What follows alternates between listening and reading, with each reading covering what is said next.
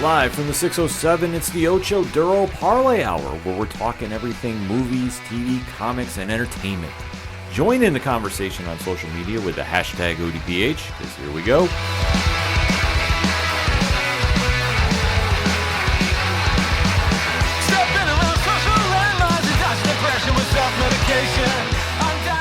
Welcome to an all-new edition of the ODPH podcast. What is happening, everybody? Happy holidays. My name is Ken M. Joining me in studio, as always, you know him. He's the co-host. His name is Padawan J. Our numbers are better than Craven's numbers at the box office. No lies detected there. Just saying. Wow, that was something this weekend at the box office. But fear not, folks. We have a lot more to talk about in the land of movies, TV, comics, and more. You are tuned in to the entertainment edition of the ODPH, and we definitely want to keep those conversations rolling after the show. Pad, where does everybody go? ODPHpodcast.com. Right on. Social media accounts, check. TeePublic Store link, check. Blog section, check. The directory. Pat, how many providers do we have? 408,582. Statistician's the stars for a reason, folks. That's what he does. So wherever you're listening to the ODPH on, drop us a review on your favorite podcatcher. It definitely helps the algorithm of the show. Classified section, check, which we have great friends like 3FN Podcast, Dragon Master Games, Nerd Initiative, and many more. Last but certainly not least, we have a fantastic music section where if you're looking for a unique holiday gift, what better than the gift of music? That's why I ask you, Pat, what better? No, there's not much better. No, I can't say much better. So definitely go check out a lot of the Brian Wolf and Howlers stuff. Second Suitor, Tom Jolu, shout out the Robots, Floodlands. Basically, if it's anything and everything it is the ODPH, you can find it at odphpodcast.com. And remember, if you're using hashtags, why not use the hashtag ODPHpod? Kicking off this edition of the ODPH, we have to recap a series that is definitely growing on us. I think that's probably the nicest way to put it. And that is one coming from the mind of James Gunn, who's going to have a big week this week. Oh, Lord. Because of a much-anticipated trailer that is going to get dropped involving a certain Man of Steel. But this program that we're talking about is his first official foray into the DC Studios universe that he is creating with Peter Safran. And this is the animated show Creature Commandos. Yep. So it is a unique mix of themes from the Suicide Squad, meaning the supernatural. More or less, Rick Flag Sr., who's voiced by Frank Grillo, is taking a misfit group of superhumans that unfortunately are not on the right side of the law. And they're on a secret mission, and, well, wacky hijinks ensue. It is one that has a very simple plot per se, but is one that definitely is winning fans over each week with their episodes. Because it is a very unique concept, because it is something that the mainstream audience is not used to. Well, and especially, too, when you think of, like, when you hear the news of, like, okay, you know, they're going to reboot, and by they, I mean the folks in charge at DC, are going to reboot their universe. You know, they're going to move on from the Snyderverse. You know, they're going to move on from the Arrowverse. You know, they're going to do this one Marvel-esque, you know, I'm not saying they're copying Marvel, but hey, they're borrowing the formula. You know, Marvel-esque universe where, like, hey, there's movies, hey, there's television shows. They're going to intermix and intertwine in certain aspects, you know, and cross over in other aspects. You know, what do you, and this is me time traveling in the past, you know, what do you think they're going to start with? You might get some Batmans. You might get some Supermans, like saying that's going to be the first product out the gate that's going to lead off this universe, or even heck, Wonder Woman. You know, one of the big three in the DC universe. One of the Trinity. Yeah. I'd be struggling to find a fan, you know, and I'm not saying there wouldn't be at least one, but with the population of like 7+ billion people on Earth, it's a very small percentage of folks that would say, you know what, they're going to probably lead with Creature Commandos. Well, it's one that really shows that Gunn and Safran want to do something different. They don't want to do the same old thing at DC, and they really want to try exploring the universe, which has a lot of great characters that don't get this platform. Oh my God, yeah. So the fact they went with Creature Commandos, which is a very fringe group, if you will. I mean, it has very different interpretations in the comics.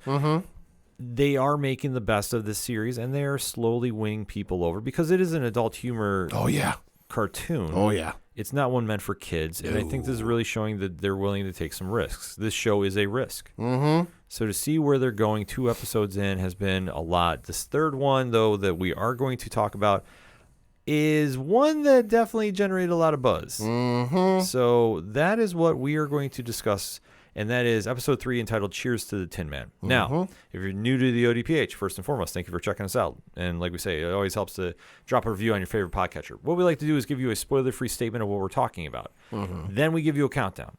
At said countdown, you have to make a choice. Do you stay or do you go? If you want to stay, you're going to hear spoiler talk. You're going to hear theories. You're going to hear just whatever we truly thought of the show. If you have to go, pause the episode and jump back in after you catch this up, because we don't want to lose you, but we don't want to ruin anything for you in case you haven't seen the episode yet. Mm-hmm. So that being said, Pat, give me your spoiler-free statement on Cheers to the Tin Man. Thought it was a really good episode.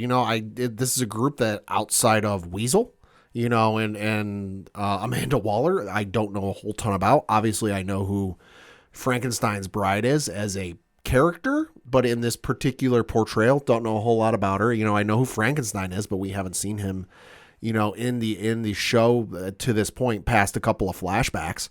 So this is a crew and a cast that I'm kind of going into blind about. So to get a little bit of fleshing and a little bit of backstory on one of the main characters in this group, I thought it was really good. I liked the way they did the kind of intermixing the present time with what was going on in the past, and how each moment was kind of intermixing with what was going on at that time and point. Because a lot of times when you see flashbacks, in a television show, a few times and probably more often than not, it'll have something to do with the story. But there's even just as many times that it has absolutely nothing with what's going on screen, and it's just, hey, we're filling in backstory and we're looking to fill in time. That was not the case here. It tied in wonderfully with the story, and it was a good episode. It was a very good episode, and like you touched upon, these characters are not exactly household names. Mm-hmm. If I say Dr. Phosphorus, who's voiced by Alan Tudyk, Yeah. you don't know who that is. Nope. Arguably. Nope. Or Zoe Chao is voicing Nina Mazursky. Mm-hmm. You don't know who that is. Mm-hmm. You know who David Harbour is. Obviously, he's been a very high-profile actor. Yeah. He's voicing Eric Frankenstein. So when you're seeing this all get mixed together, along with a character like Weasel, who fans do know from the Suicide Squad movie, and you have the bride, who is a very unique character in her own right, voiced by Idra Varma. This is one you have to really establish to the audience, because all you know is they're on a mission. You don't know exactly why they're on said mission, because it's Amanda Waller who's voiced against, by Viola Davis. And you just know that, okay, they're going to business because they have to protect Princess Rostovik, who's voiced by Maria Baklova. Mm-hmm. So you don't know a lot more than that. So to get invested in this group, it's been a challenge. Uh-huh. This episode, they focused on one character. Yep. And I thought they nailed what they needed to do. Oh, yeah. And I think that it really made that moment that when this all unfolds as they're trying to defeat their threat, it amplified it that much more. Yeah. Because you got connected with a character finally. So you really got a fun backstory, and James Gunn does what James Gunn does best. Well, and let's face it, this episode focused on a character that when you talk about Creature Commandos, and it's kind of like base explanation, it's a group of monsters that do essentially go into missions and do what humans can't. Mm-hmm. G.I. Robot isn't exactly on that, list of folks that I'd call a monster, at least not in terms of like, okay, we have the Bride of Frankenstein, we've got, I forget the character's name, but the fish lady. Yeah. Nina, we've got Nina, like, okay, obviously makes sense. And then you've got a robot, like, okay, that's not exactly monstrous, but like, okay, what's the story here? Yeah. But I thought they really fleshed out the story, and it really gave a very entertaining episode. And it also amplified what happened at the end, too. Mm-hmm. So there's a lot to break down with this episode. So that being said, it is spoiler talk time. So pad 3, 2, 1. Let's go. Like I said, I thought the episode was really good. There was a nice blend of like filling in the past and kind of what the character was, and in this instance being G.I. Robot, and kind of filling in the backstory of just like, okay, how did he get to this point and what is going on with this guy? And the overall episode was a lot of fun. Yeah, this definitely was a lot of fun. And this is where James Gunn really excels at. Mm-hmm. That he gets obscure characters, and he finds a way to bring them to the masses and really makes them connect. This is the whole reason why Guardians of the Galaxy worked for Marvel. Yep. He has a way to do this, and especially with taking lower tier characters, there isn't so much consequences if you want to take risks with them. Mm-hmm. There's certain things that you can't do involving Batman. It is what it is. Yep. Superman, same thing. Wonder Woman. But if you want to go and really flesh out the story of G.I. Robot, who the pop culture audience doesn't know, you can really take some liberties. And that's what he did here. And that's what made his journey this entire episode that much more impactful. Because where we start things is a flashback to World War II. And if you know your DC Comics history, you marked out at this moment. Oh, I did. Yes, because we see that G.I. Robot is joining a certain battalion that is fighting the Nazis in World War II. And as we see, who is this company he's with? Easy Company. Yes. Who's led by who, Pad? Sergeant Rock. Yep. The legendary Sergeant Rock. So you think G.I. Joe, Sergeant Rock outshines him during that time. I'm just saying, like that whole era, Sergeant Rock, who I've heard rumors they're talking about doing a live action movie with. Ooh. So take it as rumors. Like I say, I'm not saying it's official, but they're talking about doing that. They really showcased this and really showed what G.I. Robot could do. Because as they're walking into an ambush, they get picked off, and G.I. Robot does what he does best and lays everybody out. Yeah. Hit the deck. Yeah, so it is kind of a very over-the-top violent scene, but it works. It's World War II. Yeah. But it plays into him winning over the Easy Company. Yeah. They're going out having drinks after. Which I'm like, okay, logistically, how does this work with a robot? Yeah, but I don't know. But it makes sense. Like, that's the whole thing. Everything about this makes sense. Yeah. So you can't fault it because, there's a camaraderie that he saved their lives. Yeah. So if you have that camaraderie, you're going to go celebrate that. And then they time jump a little bit to the 60s. So the government does something a little left field. And Pad, what do they do? Well, so at this point, G.I. Robot is decommissioned. You know, he's not exactly being used for theater war. He's a little dated at this point. And he's being handed off to a scientist by the name of Will Magnus for study. Yeah. Now, do you know who Will Magnus is? I do not. Will Magnus is connected to the Metal Men Uh-huh. of DC lore. See, I had a feeling there was something with this just because the way this episode played out and specifically the scenes with him, I'm like, okay, they might be planting the seed for something or it could just be a fun Easter egg for fans, but I couldn't figure out what it was. Yeah, no, this is one that he's very well known throughout the DCU, but yeah, he's a very peculiar character, if I can use that word. But yeah, like I say, he's most associated with the Metal Men. Okay. And so seeing that Easter egg, I marked out because I'm like, this shows how much they're paying attention to the history of the DCU. Has appeared in a couple other properties, video games, film, and TV. Oh yeah, he's made some rounds. I mean, Batman Brave and the Bold, to name one. For film, he was in Justice League: The New Frontier. Was also in an alternate reality. There was an alternate reality variant in Justice League: Gods and Monsters, and then he was in the DC Universe online game. Oh yeah, I mean, okay. Well, like I say, he's involved in, especially if you do a deep dive into the history of the. You're going to come across the Metal Men. Like right. That's just one thing. It's like old school Doom Patrol. You're going to come across them. So to see this play out, like I say, I had a moment where I was like, yeah, okay, here we go. Right. So, right. This is the moment, like, especially with him, and there was the plants in the background where like they was talking to him. I'm like, all right, this feels like it could be something. This feels like it could just be an Easter egg. Yeah. So it definitely was a fun moment. So we see that obviously if he's getting involved there's going to be an upgrade, if you will. And then we do another time jump. Yep. And we go to the 90s. Oh, hell yeah. And then this is where things oh boy go a little crazy. Pat, I'm going to let you take this. So he's found in an antique shop by a collector by the name of Sam Fitzgibbon. And who was voicing said Sam Fitzgibbon? A very familiar voice in the James Gunn universe. One Michael Rooker. Okay. I'm sitting there and like I didn't have time because the episode was moving so quickly, but I'm like, I know this voice sounds familiar. That's why. Okay. Yep. So he buys G.I. Robot, takes him into his home. Apparently, G.I. Robot runs on gasoline, which, hey, 40s, I get it. And he's basically, and G.I. Robot comes to life for the first time in what feels like it might be a couple of years at this point. And he goes, hello, sir. And he salutes, name and rank. He's like, my name is Sam Fitzgibbon. No rank. And then he goes back and forth having a little salute off with Sam. Well, then Sam, it's like his new best friend. So he wants to take him everywhere and do everything with him. He's like, hey, I got this meeting I got to go to. Why don't you come with me? And G.I. Robot's like, yeah, sure, I'll go with you.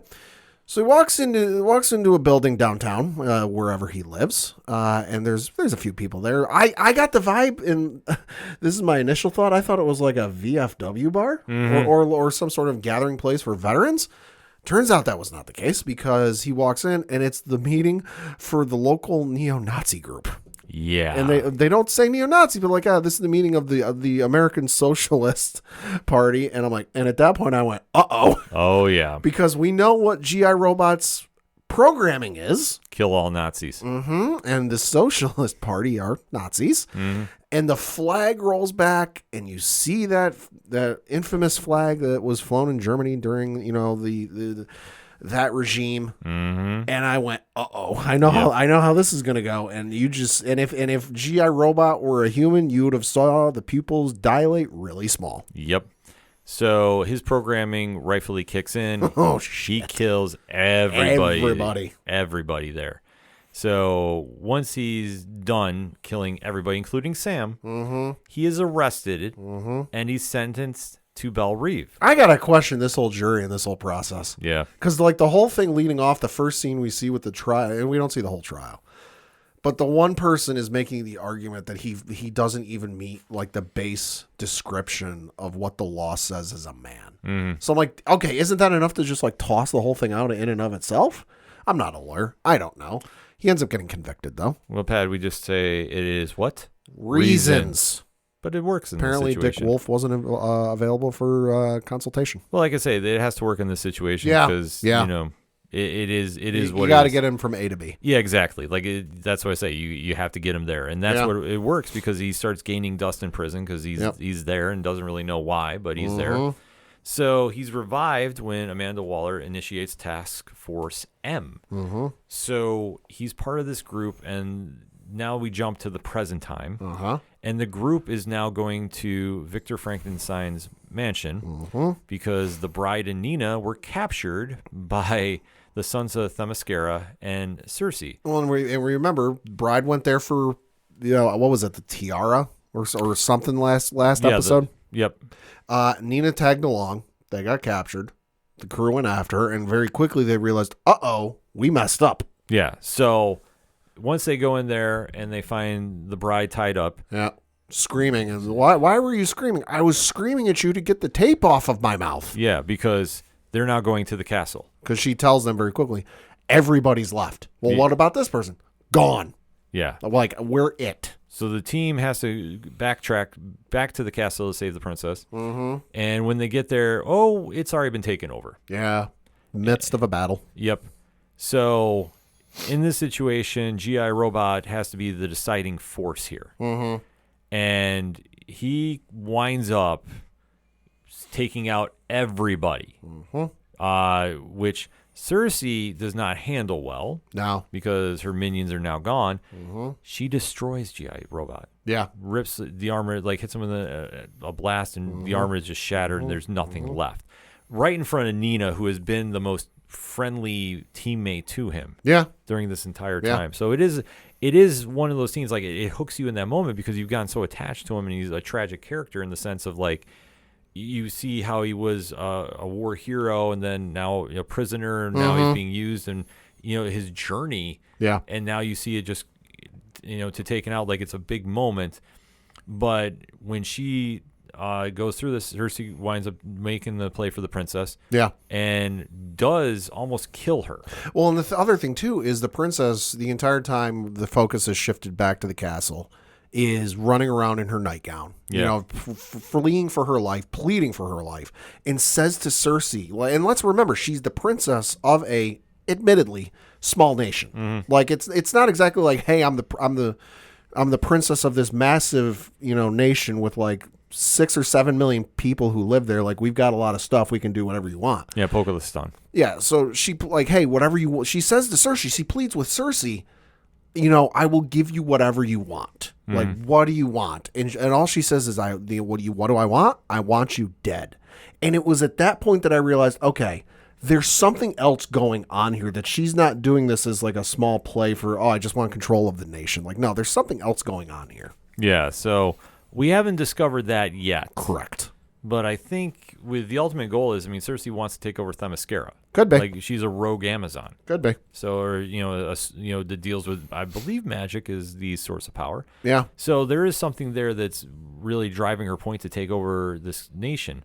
So she almost kills the princess, except for the unlikely duo of Dr. Phosphorus and Weasel stop her. Weasel knocks her out of a tower all the way to the ground. Phosphorus shows up and starts using his powers. They start going absolutely crazy, attacking her. Yeah. It's a cool scene to see play out because we've been really waiting to see this team cut loose. Yeah. And this is the first time, at least in my opinion, that they really did. I mean, we had Rick Flag do some good things, but other than that, it's been kind of so-so. I mean, the Bride has done some things as well, and then she's flexed her powers a little bit. Yeah, so we kind of have to see how this plays out.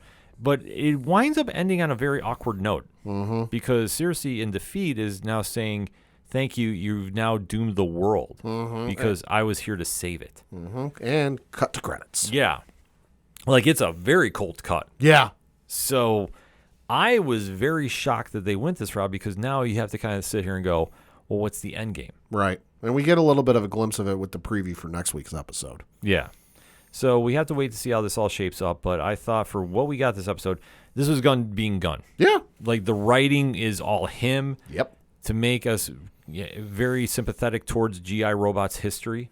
Yep. And to see him now connect, like he had this moment, this was his episode to do, and then see him taken out in that moment too, where he's still talking to Nina, even though his head's, severed. Yeah. But he's still a robot, so he can still talk. It almost makes me wonder if they're going to try bringing him back in some way. I just don't know how. But this is the journey we're on. But now, almost like halfway through the show, we really gotten anywhere? We've kind of introduced the characters and kind of given a setup for like who they are, what they do, and obviously by what we saw with next week's episode, the little preview, we're kind of going to get the flesh out of like, okay, this is the big season's goal or endpoint is like, okay, we need to stop this, we need to get this, like whatever it is, because we do see in the preview Amanda Waller is there.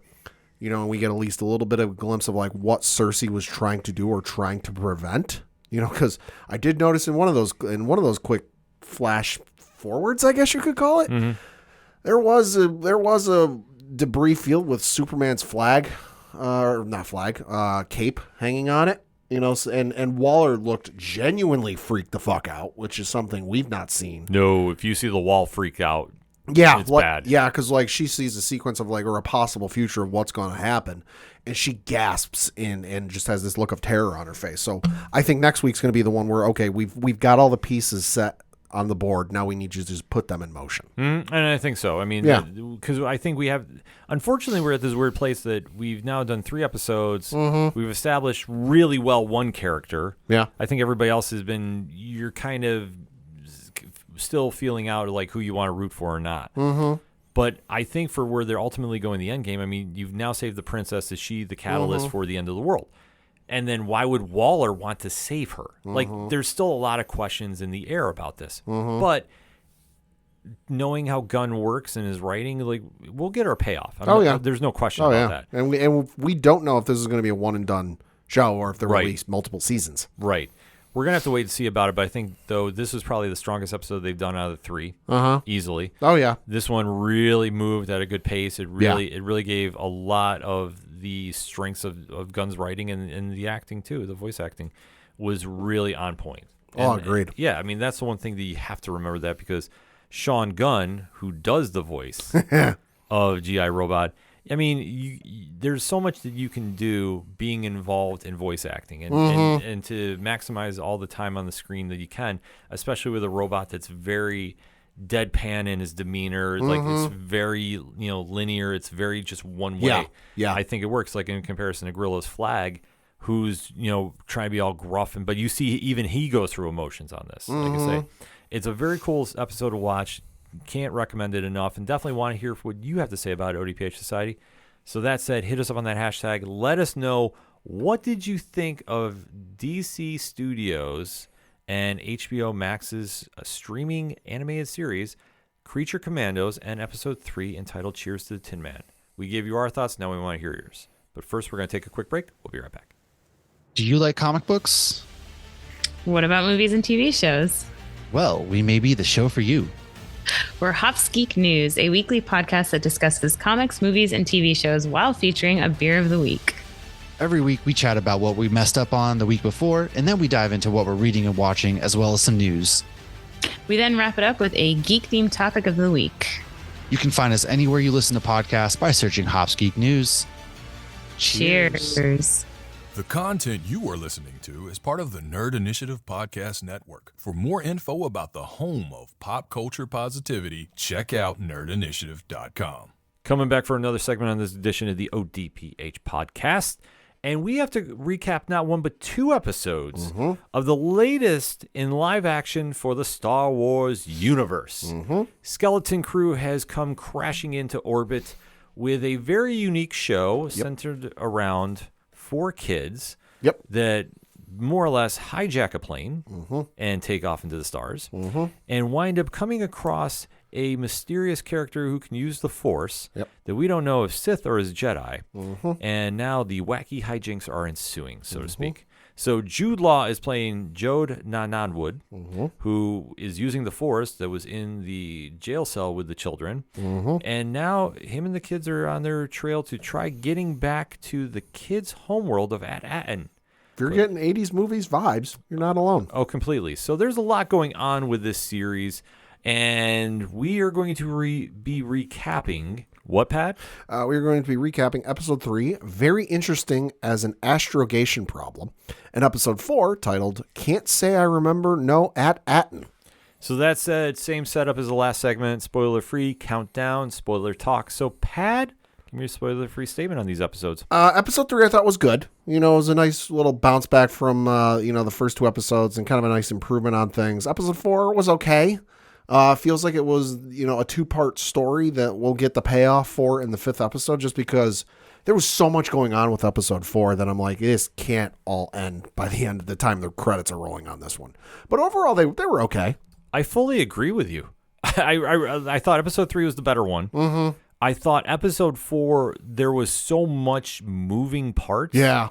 That to see how it ended, it was like, that's it. Way too abrupt. Yeah. Like, I was like, wait, this is how we're ending? Like, this is almost too much of a happy ending. And I don't have like closure for it. So I really am not in love with that episode. We'll just put it out that way. Like, I don't want to use the filler word. Right. But it kind of had so many moving parts. It was like, maybe it was. I don't know.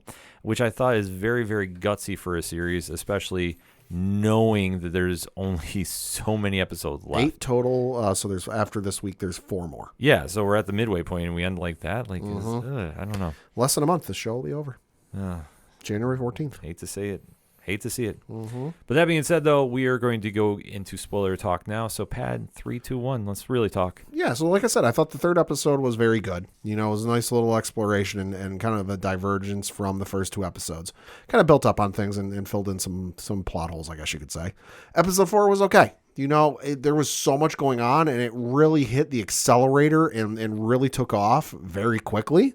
That I'm like, I had to actually rewind the episode a couple times going, wait, whoa, what's going on? Like, did I miss something? Did I look at my phone for a text message and possibly miss like a name of the planet popping up on screen? And like we said, there was just so much going on with the 4th episode that I just get the feeling that episode 5 is going to play directly into how 4 ended. Yeah, no, I fully agree. Like, I was left with episode 4 just really puzzled. Really, really puzzled. And just to see how it ended, it in my opinion, it just didn't have good pacing. Yeah. It was really all over the place. I'll agree with you for 4, yeah. Yeah, I thought that was really unlike what they did. I was not a fan of one camera shot, and we'll get into that. Okay. Which I think you have an idea what I'm referring to.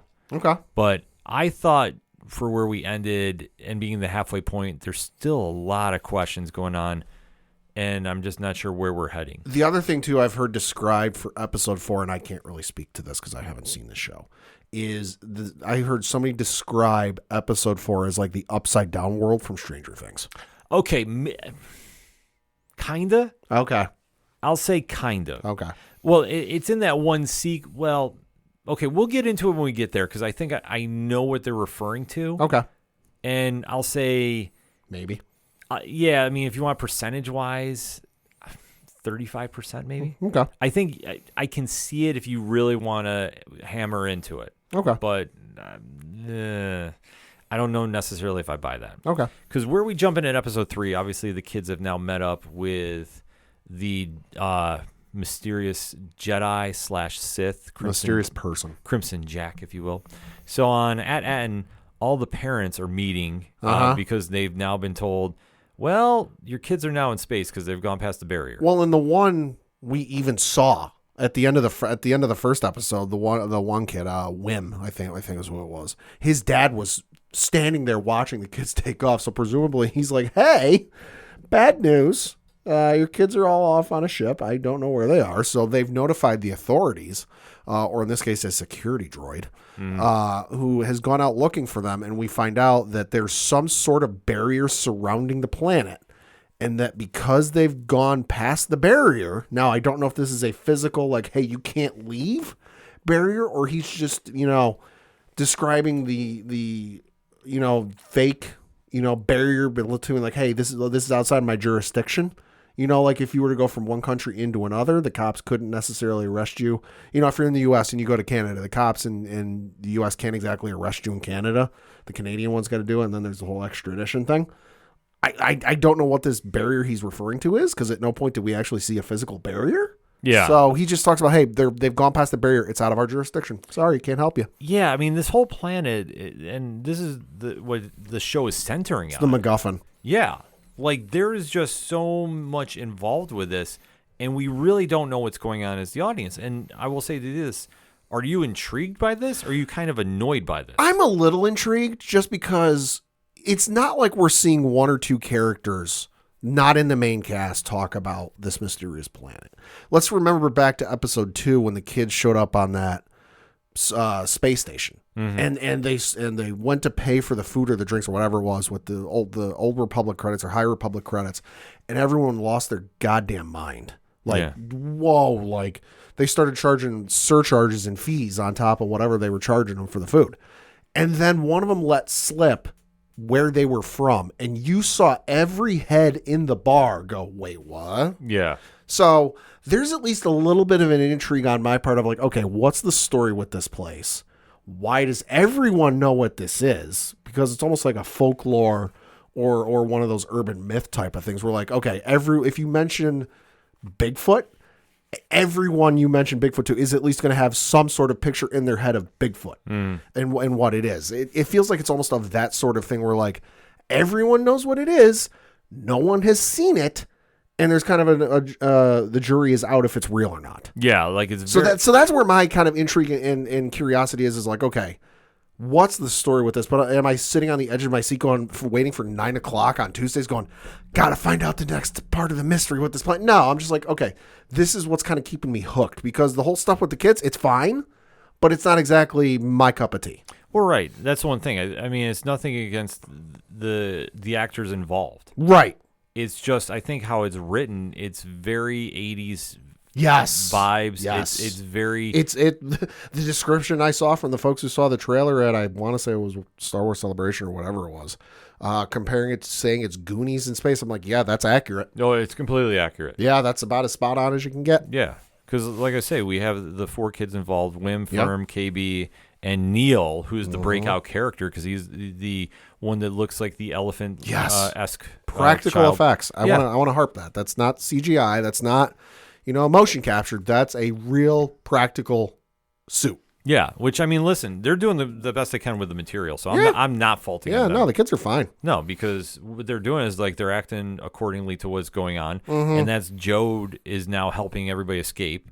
But the kids won't leave SM-33. The droid that saved them originally, there's a lot going on with him. Yep. So now they all say, well, if you want to leave and us help you, you got to go back and get him. So they go get him. And while they go get him, Jode is identified as who, Pat? Silvo. Yeah. So it's kind of weird he has multiple identities. And I don't exactly know where we're... It's almost like an Aragorn from Lord of the Rings kind of thing. Yeah, like there's just...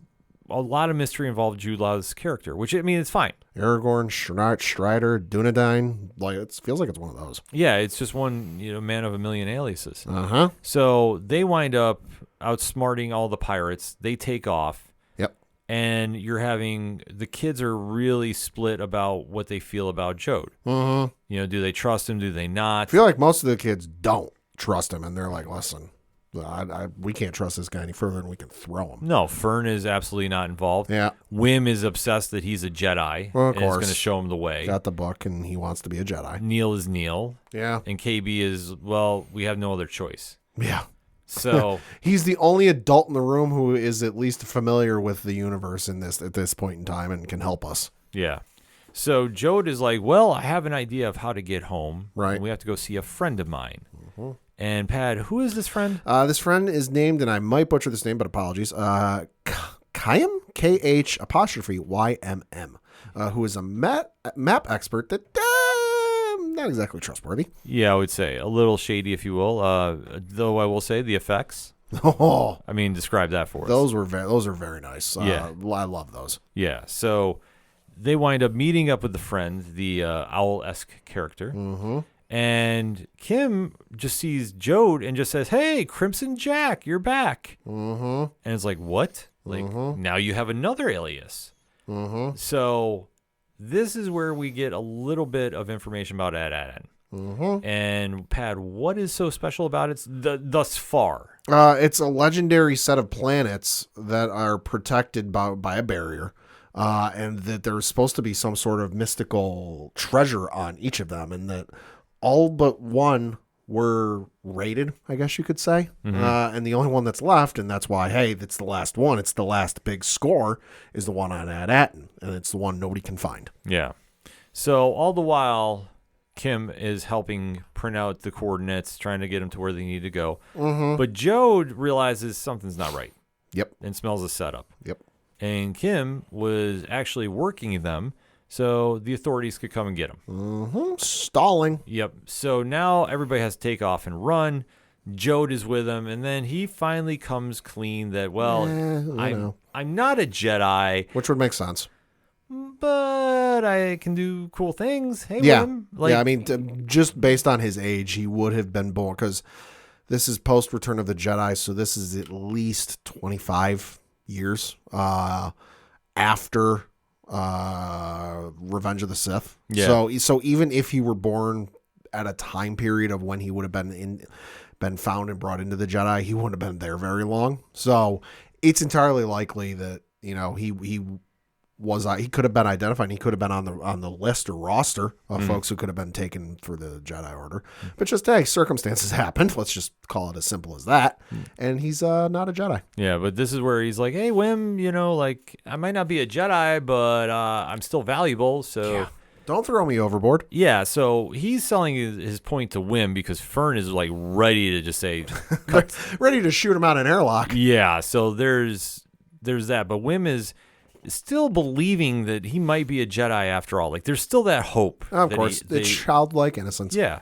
So it's agreed that we're going to work together and to get where we need to go. Uh-huh. But then this is where things get a little interesting because we see a certain fighter jet. Mm-hmm. And Pat, what is that jet? X-Wing. Yep. So we see a Commander Kent show up and is talking with Kim about where everybody's going. Mm-hmm. And Kim's response is, you wouldn't believe me if I told you. Which is, given where they're going, accurate. Yeah. So that's how episode 3 wraps up.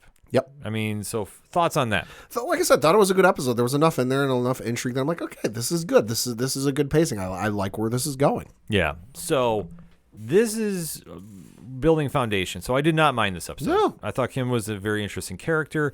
We get a little more backstory on Crimson Jack, which we needed. Jude Law did his thing. The kids did their thing as well. Like I say, so it was a fun episode. Like I said, I liked where they went with it. It had a little more drama to it than we've seen, and a little more substance than just being the typical 80s feel-good moments where everything's going to be all right. You need a little bit of danger in this universe to really sell the point. So then we go to Can't I Remember No At-Aden. Mm-hmm. So we jump in here, and the crew has now gone to where they think is At-Aten. But Pad, where are they? It's a war-torn. It's a planet that turns out it's not At-Aten. It's a war-torn version of it. Yeah, so at Akron. yeah, so they're in the ballpark, but they're not. They're not in their seats. Right church, wrong pew. Yep.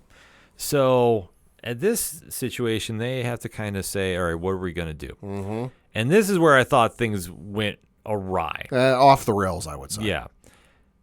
So on the ship is Jode, the force wielder, SM-33, the powerhouse. Because I think at this point, something is wrong with the ship and they have to fix it. Right.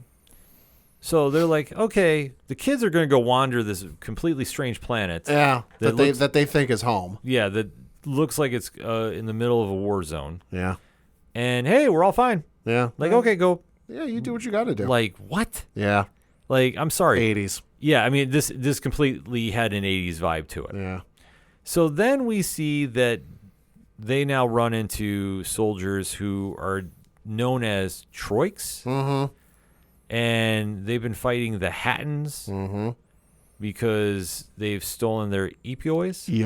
Eopies. So right here we're introduced to new characters. This is like Hatfield McCoy. Yeah, like I say, that's exactly what I thought too. Yeah.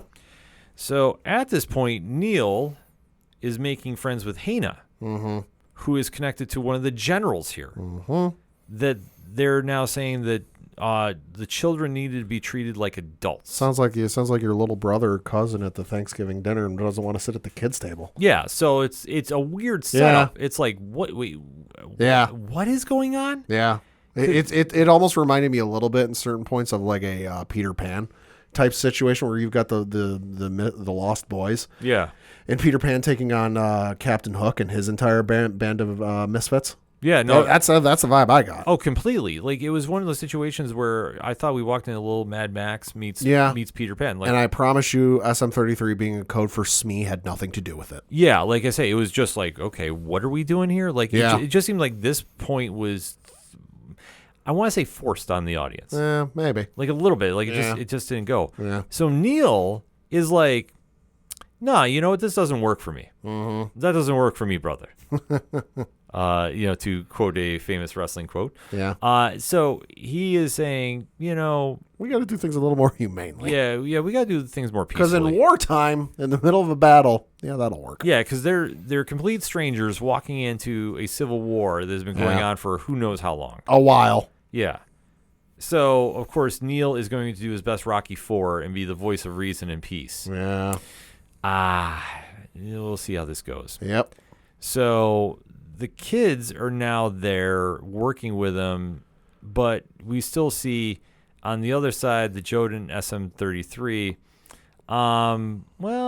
They're working for the enemy, so to speak. And themselves. Yeah, so this is now... They're pirates. Yeah, well, I mean, at the end of the day, that's what they do. War breeds piracy, and piracy is good money for them. Yeah, like I say, this felt like Pirates of the Caribbean in space. Yes. Like I say, there was just a little There's too much Jack Sparrow in this episode for Jode for my liking. Wasn't enough Johnny Depp, in my opinion. Right. But this is where I say, like, the character this is where I think things started going off the rails a little bit. Yeah. So at this stage, the kids are still working with the Troiks.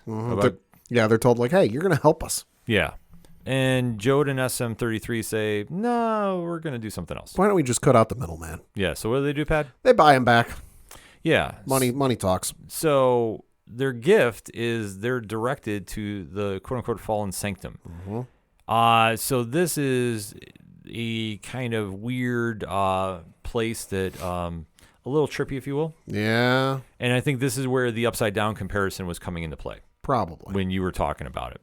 So they find out that, it used to have the coordinates, but At-Aten's been wiped off the sanctum. So they can't find out what's going on. So at this point, too, they start working around SM-33. So when they're doing this, he keeps saying, it was destroyed. I did it. But he can't remember why he did it. And then during this, Fern is using a voice order to say, remember. Right, because at this point, SM-33 identifies Fern as the captain. Yeah. So Fern gives a captain's orders. Like, I'm ordering you to tell me. Yeah. So when this happens, Oh boy. this winds up setting off SM-33 because of programming he had in place. Yep. Because the former captain hid the treasure and said basically if this is inactive or activated, you need to take out whoever's doing this. So we got a little bit of Treasure Island going on. Yeah. So at this stage, you have this interesting camera, which like it was a zoom close up. Yeah. And I was like, okay, this threw me off. Yeah. I didn't think this needed to be in this episode. Oh, I agree with you. Like I said, that's where even a little upside down thing too. I was like, I could see it, but I don't like it. Like this is just this is not meshing. Mm-hmm. So like this whole scenario, you're seeing the robot come off like a horror movie, Yeah. and is now finally stopped by Jode, who turns him off, and you see him basically fall on top of Neil, who faints. Yep. Oh no, he fainted. Yeah, and literally End of episode. that's how it ends. Yeah. So it's like, what are we doing? Like, Yeah.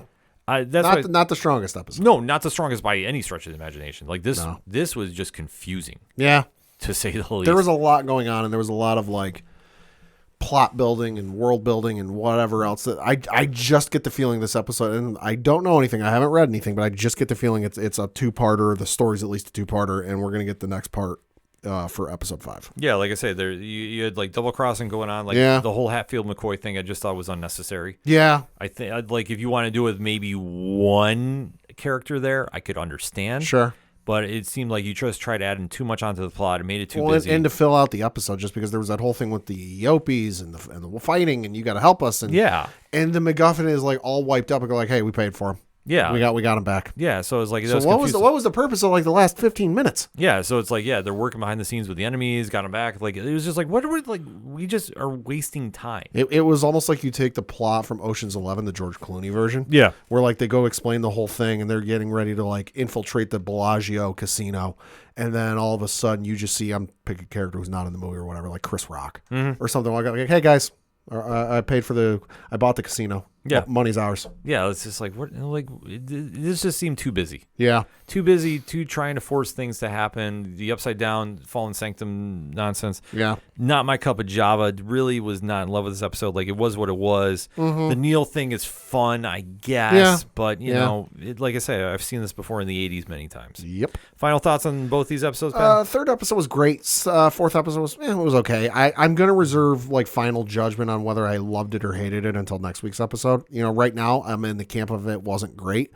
Could be a case of we get episode 5 and it fills out the rest, and I'm like, hey, you know what? It actually wasn't that bad. But for right now, episode 4 wasn't that good. Yeah, I have to agree with you. I mean, I think there's a lot to be said about this. Episode 3 was a lot stronger. Four was just busy. Yeah. I hope we get a payoff for the next week's episode, because if we don't, it's going to be, we've hit the halfway point. What are we doing? And we're going to have to really light speed to the end unless you are going to extend this to a second season. But I'm still sticking to my guns that episode 8, they're the ones who find Ahsoka because of reasons. Okay, could be. So that being said, here's up on the hashtag ODPH Pod. Skeleton Crew, episodes 3 and 4. Let's talk about it, shall we? We're going to get one last break in. We'll be right back. Hey, this is Scott Snyder, and you better listen to the ODPH podcast, or I'm coming for you, and Batman is coming for you. Coming back for the final segment on this edition of the ODPH podcast. Pad, what you got? Just 2 things to talk about. One of them DC, the other one Marvel. And the DC one is we got a bit of an announcement from James Gunn. No, it's not the trailer. That one's coming tomorrow as we record. But we did get a tweet from James Gunn. Quote, exciting news out of DC Studios today as Clayface, a DCU story from a script by Mike Flanagan, has been officially greenlit. Clayface premieres in 2026, close quote. Now, we don't know if this is a movie, or if this is a television show. A lot of the trades, Variety, Hollywood Reporter, Deadline, are saying it's a movie. But I just want to note, in Gunn's tweet, it doesn't say. It just says it's a script and it's premiering. That could mean a multitude of things these days. More than likely, it'll probably be a movie of some sort. Whether it'll tie into the Matt Reeves verse or it'll tie into something they've got coming down the road. I'm leaning towards something James Gunn and Peter Safran have coming down the road, just because Gunn's the one who's announcing it. But yeah, we got the Clayface movie coming soon, or show. I will say this. I think it's going to be a TV show. Okay.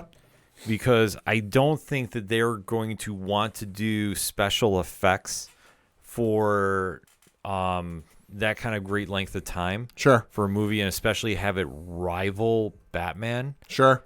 That's the only reason I'm going to say I think it's live action. I would not doubt that they do a show a la The Penguin. Okay. I know there's been a couple content creators I've seen that said the rumor that Eve Carlo from The Penguin would be playing Clayface in this or have some connection to it. I think that would be the play to do. Okay. Because I just for right, like as I'm seeing it right now, like my gut instinct is like I don't think they want to mess with anything that is in that universe unless Matt Reeves signs off on it. And I think Reeves would be like, well, why are we going to do a villain movie? Right. Instead of just focus on this. So we don't know too much about the project other than, hey, it was announced and Mike Flanagan is attached to it. Looking at Mike Flanagan's IMDb page, when you look at the known for portion, he's known for being the director of The Life of Chuck, which came out this year, was the director for 10 episodes of The Haunting of Hill House, one TV miniseries, was a director for 7 episodes of Midnight Mass, another TV miniseries, and then was the director of 2019's Dr. Sleep. Now, when it comes to the writer portion of things, well, I mean, if you know anything about these properties and kind of what they are, you kind of get a vibe for what it might be like. VHS Beyond, I mentioned The Life of Chuck, was part of The Fall of House of Usher, Midnight Club, Midnight Mass, The Haunting of Bly Manor, Dr. Sleep, The Haunting of Hill House, Gerald's Game, Ouija, Origin of Evil, Before I Wake, Hush, Oculus. So a lot of horror stuff. So could do Clayface that way. Maybe a little bit of a psychological horror, a little bit of a keep you on the edge of your seat, don't know what the hell's going to come at you. No idea for casting. If I could throw a hat in the ring, and I know it's a long shot because, boy, this would be a hell of a play for him, but I think it'd be interesting. Cillian Murphy. Oh, okay. From Oppenheimer. I think he could do good with the role. That would be something. I mean, well, we'll have to wait and see, though. We'll have to wait and see. The Marvel bit of news comes to us courtesy of the folks over at Deadline, and we have another returning actress or actor or actress to Avengers Doomsday. It's like a reunion, high school reunion in this movie. And that is Haley Atwell is reprising her role as Agent Carter in the upcoming Marvel movie. And the article reads, quote, exclusive. With Chris Evans likely reprising his Steve Rogers role in Marvel Studios' Avengers Doomsday, it looks like his former partner in crime will be joining him in the new Marvel movie. Sources tell Deadline that Haley Atwell is expected to reprise her Agent Carter role in the film, which Anthony and Joe Russo are returning to direct and Marvel president Kevin Feige on board to produce. Marvel did not respond to comment, and plot details are unknown at this time. The film will bow in theaters on May 1st, 2026, close quote.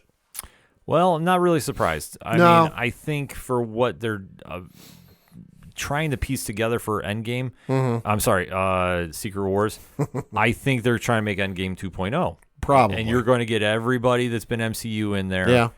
And, I mean, I don't know. Wait a minute, we're going to get Terrence Howard? I think you're going to get, like, think left field. Okay. Because you have to really think. Robert Downey Jr. is coming back. He's playing Doom. Yeah. Which I still think, I'm sticking to my guns about this, he's not going to be the real Doctor Doom. No. It'll be a possession type thing. This is how you get Iron Man. No, I think it's going to be, oh God, it's been a while since I've seen the movie. What are they called? The Incursions? Or whatever that they set up in Doctor Strange 2. I think it's going to be one of those that he came from. It is a Doctor Doom, but it's not that universe's version of Doctor Doom. Yeah, well, I mean, the whole thing with Secret Wars, you're going to deal with the multiverse. It's going to get messy. Yeah. You're going to have something there. I would say this. I'm holding off any real expectations until I see Fantastic Four next year. Okay. Then I will have a much better vision about what we're doing here. Okay. So, but it's still, I mean, I'm guessing time travel is going to be involved in. Time travel is absolutely. If Peggy Carter is coming back, and let's just take the report at face value, black and white. Peggy Carter is coming back. She dies in Winter Soldier, which is many, many years ago in this timeline. So time travel is absolutely involved. Well, is involved, and especially we don't know Chris Evans' role. True. We've heard it's Steve Rogers. I know a running theory was Nomad, which let's hold off on that one right now. Because I could see that it's like Doom goes back in time and kills Rogers before he can be the super soldier. Could be. And that's where you see Peggy Carter's character. Gives him a flat tire before he can get to the recruiting office. Yeah, something like that. Never makes it. Something like that happens. But yeah, so that's the news I got for this week. Yeah, it's been a little quiet because of the holiday week. Yeah, so everyone's on vacation already. yeah, because I mean, we could go into about Craven, but let's not. Let's have a joyous holiday season. And you know what brings me joy? Listen, all I'm going to say about Craven, I've not seen one of the Sony villain verse movies. I'm going to keep it that way. Yet we're gonna make that happen. Listen, we'll I tell you this: once live stream for The Cure comes around, we'll make it like a stretch goal, and if we hit a certain dollar amount, I'll consider it. Okay, that's on. I'll consider it. This is on tape. Oh, it is. Yeah, no, I'll agree to that. That once live stream for The Cure comes around, if we hit a certain dollar amount, I will watch one of the Sony villain verse movies. Done. Okay, we're working on this after the show. Yeah. Oh, I love this idea. Okay, let's roll. But like I said, to bring me joy, we got to talk some comics. We do. Big week at the shops this week. Monster week. Yeah. So, Pat, what are you picking up? So I'm picking up Superman Action Comics issue number, God, what are we up to? 1080. Mark Waid still writing, and the description of this is Brawl of the Supermen. As the Phantom Zone prisoners rain down upon our heroes, only the House of L stands in their way. And Superman will not go down without a fight. It's the brawl to end all super brawls in this penultimate chapter of the Action Comics Weekly. Plus, Supergirl makes a final appeal with hopes of saving the universe.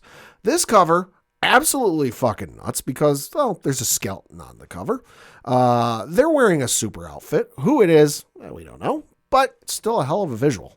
Yeah, no, this whole series that has been going on, too, because it's been weekly. Yeah. Like, we have to remember that.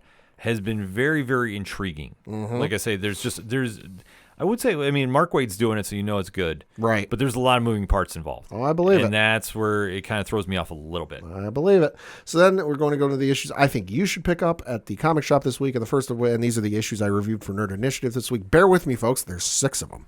The first of which is Gargoyles Winter Special. This is from Greg Weisman and Nate Cosby. This is the one, if you go to the Nerd Initiative YouTube page, Tom and I interviewed Greg Weisman for this issue back, last week, 2 weeks ago now? A couple weeks ago now. On the description of this is Disney and Dynamite present a very special Gargoyles holiday treat, Bronx's Silent Night. When a December blizzard blankets New York in snow, the city that never sleeps comes to a standstill, and the Gargoyles awaken to find that Manhattan has been transformed into a silent winter wonderland. With the rest of the clan on patrol, Bronx is eager to explore this new landscape on his own.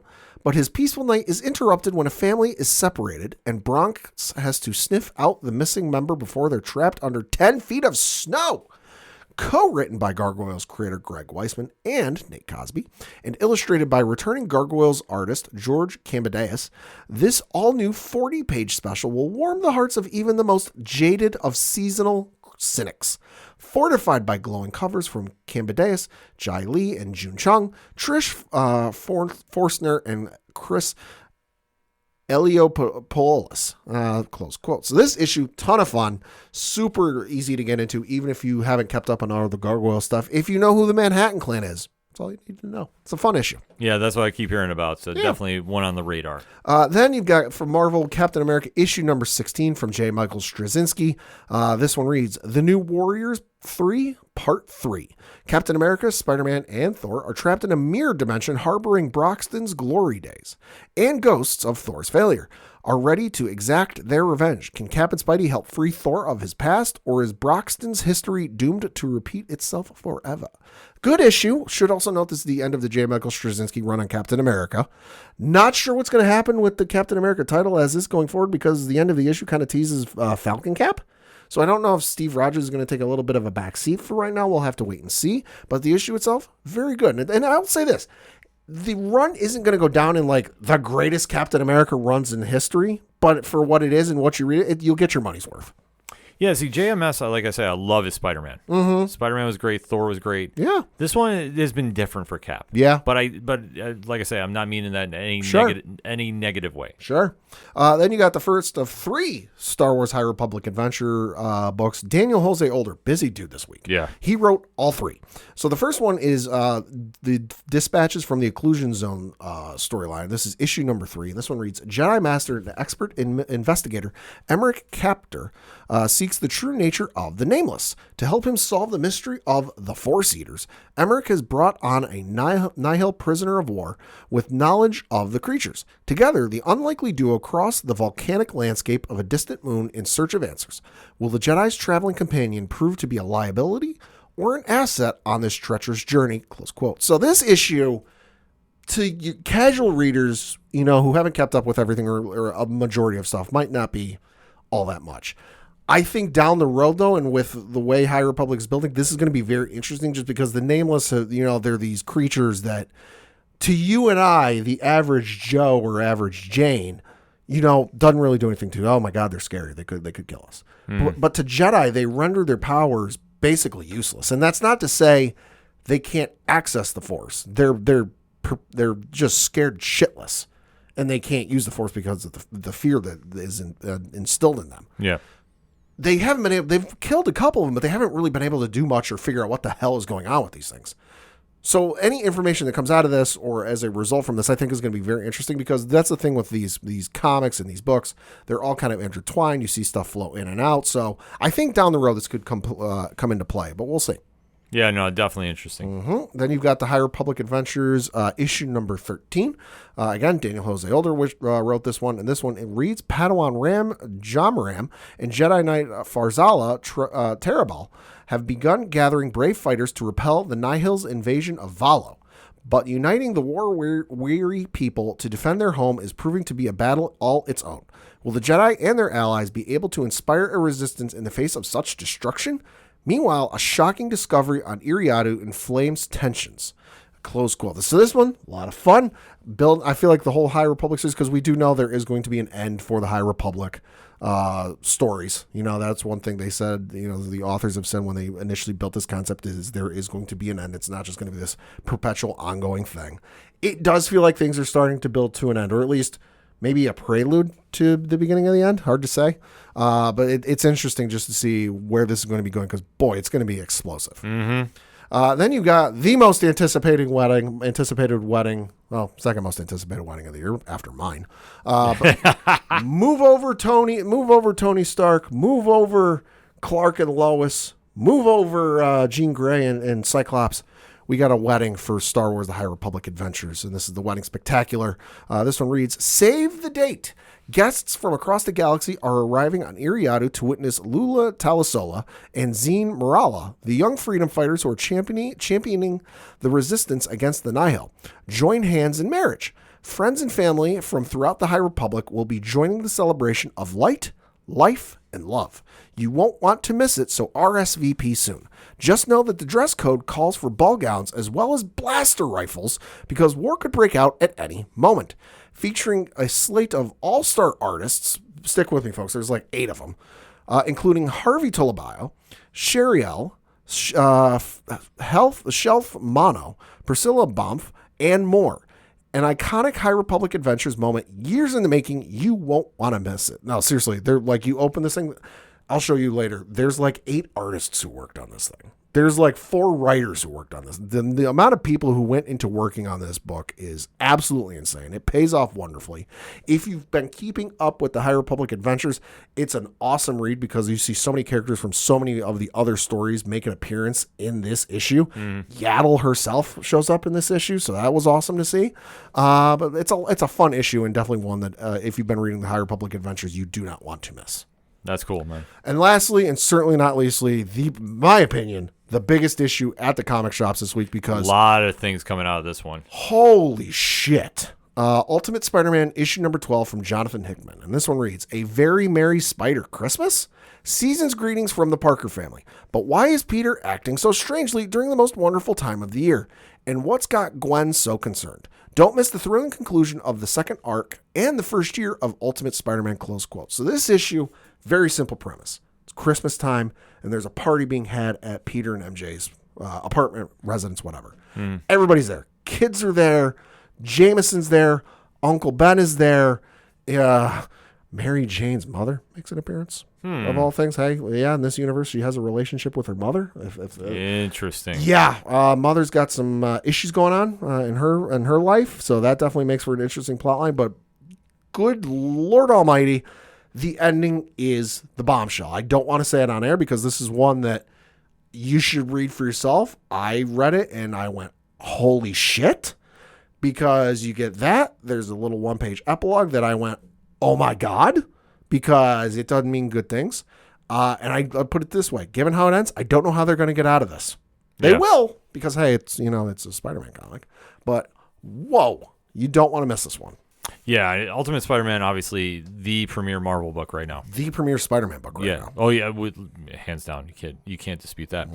For me, I did 9 reviews this week, Oh, so Jesus. I will just keep it very short and sweet because there's a lot to go. If you want even more picks, nerdinitiative.com. Over 50 reviews on site today for New Comic Book Day. But kicking off one for me, as an old school Jack Kirby fan, seeing the New Gods come back to DC, that has been one that I've really been intrigued with seeing because it's much in the same vein as the Eternals, the Inhumans. Like, they're interesting characters, but to do them in an actual series, Right, is tough. Okay. But you have to remember, Jack Kirby created Darkseid. Like, That's true. This all comes from it. That's true. So Ram V is picking up the runs here with Evan Cagle. Jorge Fornes is doing 4 pages of art. So he's on the cover for it. So it's just 4 pages. But they're still very, very good, though. I don't want to take anything away from that. And Francisco Salega is on the coloring. And Tom Napolitano, probably the best letterer in the game right now, in my opinion. But like I say, I can go back and forth. Phenomenal book. Like, this is one that if you don't know anything about the New Gods, the only thing I did not like about this is it did not give like a new reader's like introduction. Okay. So you might be a little lost, but if you a know little hard to get into. but if you know your DC lore, like me, I've read this for eons. This was right up my alley. Right. So I was like, okay, I was super happy with how this is. Very interesting concept the Ram V and company are doing for this, but it's a very, very cool book. Okay. Interested to see where we go after this. After that, though, was Absolute Batman number 3. Scott Snyder, Nick Dragata, Frank Martin, Clayton Cowles. What can you say? It's amazing series what they're building up. A really interesting take on the Dark Knight and his rogues. This one deals with Selena Kyle first coming into the picture. So this is one that, like I say, it's very cool to see. But it also you see a different side of the Black Mask than you have ever seen, and a deal is struck that you don't want to miss. Like, just top level stuff here. So what you're saying is he doesn't emulate Ewan McGregor. No, Damn. not at all. Damn. Next up for me, Skybound Entertainment, Image Comics, G.I. Joe number 2. Hey. So this has been nonstop action. Joshua Williamson and Tom Riley are doing big things over in this book. Another show stealer here. Phenomenal issue. You definitely don't want to miss it. Like I said, the Energon universe is rolling now, and G.I. Joe is making a run for Transformers, in my opinion. Like, it's being the best book at the shops. One from Dark Horse Comics that is just getting started. Scott Snyder, Frank Thierry, and Tom Hardy. Yes, that Tom Hardy. Arcbound number 2. Ryan Smallman's on art. And this is a sci-fi epic going a lot of places. It is a little over the top with the violence, which I'm not bothered by. I've known some people online were kind of a little taken back by it. But, But listen, the story is just picking up steam right now, going a lot of places. 12 issues, I believe, is going to be. It's going to be worthwhile. Like I say, I'm very intrigued by the story, but this is very sci-fi. So I want to stress that, but I still thought it was a fantastic issue. Next up, a little bittersweet one for me, Paranoid Gardens number 6. So this is Gerard Way, Sean Simon, Chris Weston, Dave Stewart, and Nate Picos. This is the closest that we've gotten to DC Vertigo since the line originally wrapped up shop. Oh, okay. It's weird. It's quirky. It's emotional. It's a throwback to the 90s for me. Sure. In its premise, but it's a fantastic issue. You find out the fate of the Gardens and Lowe and everybody that's going on with there, and it's just like over the top stuff, but it works. And I hope they come back to this universe at some point. I really do. Next up is one from Milestone Media in DC Comics, the Milestone Universe, The Shadow Cabinet number 2. So if you know about the Milestone Universe in the 90s, this is one that's picking up right, keeping that same energy, keeping a real fresh take on these characters that you see. This one is Sanctioned versus the Blood Syndicate. And this is one that we're picking up the power void left by Dr. Alva being missing. And just moving parts are going on. Static Shock is featured in this. Hey, I know that guy. I was going to say Static is probably the breakout character of this universe, in my opinion. Okay. But you definitely see him in a different place in life right now. But I really think what the team did here, Joseph Ilyich, Daryl Banks, Adigan Ilha, and Chris Sotomayor, just doing really good stuff here. Like I say, this is a lot of action in this issue, though. Like I would say a good majority of it. So it's not, which I'm not taking anything away from. This was really, really a cool story. So definitely, if you haven't checked this out, this is the perfect time to get into it. And definitely go check out those the first runs of these issues. Say great characters coming from Milestone Media. If you haven't checked it out, you really need to. Next up for me, another one, throwback to the DC universe, though. Challengers of the Unknown. Okay. So I would say almost like the Fantastic Four before the Fantastic Four, so to speak. So this has been a group that's always challenged the unknown phenomenalities that are in the DCU. But now they're part of the JLU that's going on. So they're tied in with the Justice League and showing Pad the cover right now. Ooh. And they got a little bit of backup. Yeah, I'd say. So it's a good start for the series. I want to really see where this goes before I'm really sold on like if I'm in where I'm going with it. Because like I say, it's not a bad issue by any stretch of the imaginations. But I'm really kind of want to see where all the pieces fit. Like I say, right now they're kind of really scattered over the board. But it was an issue that definitely had my attention. So definitely think you should give it a read too. And then next up, another one DC had a monster week this week. All Along the Watchtower, The Question, #2. So Alex Segura, Cian Tormey, and Renee Montoya has now been put in charge of security at jail Watchtower. Okay. And a certain villain is running rampant, and there's been a murder there at the jail Watchtower. Oh, boy. So Sounds like a plot for Knives Out. yeah, so there's a lot of stuff happening here, but it's a really interesting series, and I love seeing Renee Montoya get into the spotlight here. Absolutely. Fantastic character, and especially now that she's the Question, they're doing really, really cool things here. And then last but certainly not least, Batman, Superman, World's Finest. Fran Galan is stepping in for art duties with Mark Waid, and I'm just showing Pad the cover. Yo, I need that framed. Yes. So I would love that on a poster without all the text on it. Yeah. Because that'd make an amazing poster. Yeah, if there's a virgin cover of this, I definitely want to get it from Dan Mora. This is a quick synopsis is Batman and Superman are missing because of reasons. Okay. They explain in the book. Sure. Stepping in to find out what happened to him is Jimmy Olsen and Batgirl Barbara Gordon. Interesting combo that I would not have picked. I did not see this coming, and plus Ace and Crypto are involved. Oh, hell yeah. Let's go. Super Pets, Yes. Super Friends, Yes. super issue. right. Just I'm real on fun. board. Yeah, I was going to say, Mark Waid doing Mark Waid things. True. So, you know what? I can't go fault in that. Can't stress enough, though. Get down to your comic shops, and especially if you have anything on your pull list, make sure you pay up before year's end, especially Christmas holiday time. Like, Yeah. No kidding. You want to make sure that you do that. So, that being said, for anything and everything that is the ODPH, you can find it at odphpodcast.com. That's it for this edition of the Entertainment Show. So, Pad, thank you as always. Man, Merry Christmas to the listeners. Yes. Merry Christmas, Happy Hanukkah, Happy Yeah. Kwanzaa. Happy holidays, everybody. We may be back next week. If not, we will be back the week after. So on behalf of everybody here at the team, happy holidays. Be safe, be merry, and we'll see you next time.